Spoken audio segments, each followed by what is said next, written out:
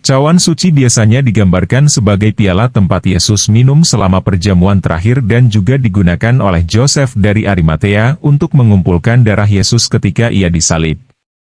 Namun, ada banyak versi berbeda dari mitos cawan suci, beberapa di antaranya memberikannya kekuatan spiritual dan supranatural, atau menggambarkannya sebagai benda selain cawan, termasuk hidangan, batu, dan bahkan rahim Mary Magdalene.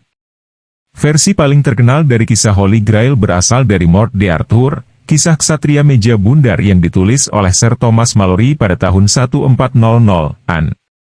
Cawan digambarkan memiliki berbagai atribut spiritual dan magis, tetapi juga dianggap sebagai objek akhir pencapaian atau keinginan. Sementara secara umum diyakini bahwa cawan adalah objek mitos, beberapa percaya bahwa cawan itu ada dan dapat ditemukan.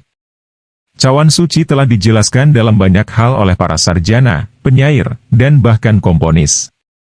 Sebagian, ini karena kisahnya yang kompleks dan signifikansinya telah berubah dari waktu ke waktu.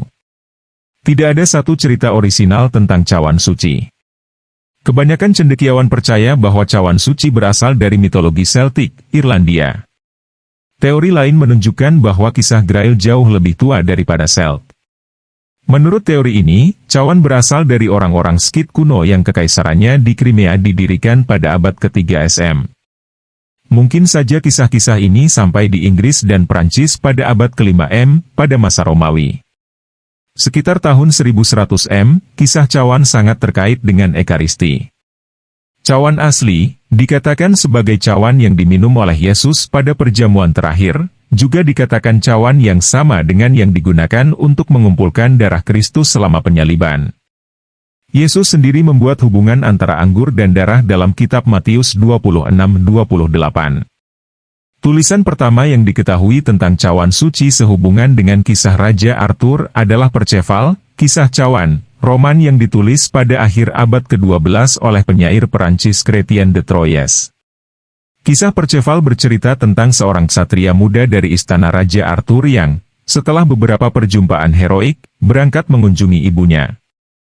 Sepanjang jalan, ia bertemu dengan Raja Nelayan, seorang tokoh penting dalam kisah cawan. The Fisher King juga adalah penjaga Holy Grail. Puisi Joseph de Arimathée ditulis pada pertengahan 1200-an oleh penyair Perancis Robert de Boron. Puisi ini, untuk pertama kalinya, menyatukan kisah Grail dan Raja Nelayan dengan kisah Kristus dan penyalibannya. Puisi ini menceritakan kisah Yusuf dari Arimatea, yang dikatakan telah menggunakan cawan dari perjamuan terakhir untuk mengambil darah dari luka Yesus selama penyaliban. Puisi berlanjut untuk menggambarkan keluarga Joseph membawa cawan ke tempat yang disebut Fos de Avoron, kemudian diubah menjadi Avalon, yang telah dikaitkan dengan kota Glastonbury di Inggris.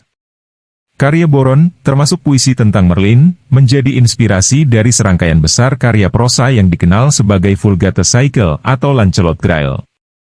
Sejarah cawan suci dibangun di atas kisah Boron tentang Yusuf dari Arimatea. Kisah cawan menjadi kurang populer setelah 1300-an dan hanya muncul kembali selama era romantis abad ke-19, ketika penulis seperti Scott dan Tennyson dan komposer seperti Richard Wagner menulisnya kembali. Pada abad ke-20, cawan menjadi fokus cerita oleh C.S. Lewis dan penulis lain, dan, kemudian, menjadi subjek The Da Vinci Code karya Dan Brown dan film Indiana Jones The Last Crusade. Pentingnya cawan suci telah berubah secara dramatis selama bertahun-tahun. Beberapa interpretasi melihat cawan sebagai simbol kemurnian, sementara yang lain melihatnya sebagai objek yang sangat nyata yang mampu ditemukan kembali hari ini. Bahkan, beberapa pencari mengaku telah benar-benar menemukan cawan suci. Ada juga yang percaya cawan suci bukan sesuatu yang nyata. Hanya manifestasi dari pencarian jiwa. Nah, itu dia pembahasan tentang cawan suci. Terima kasih telah menonton, jangan lupa like dan subscribe.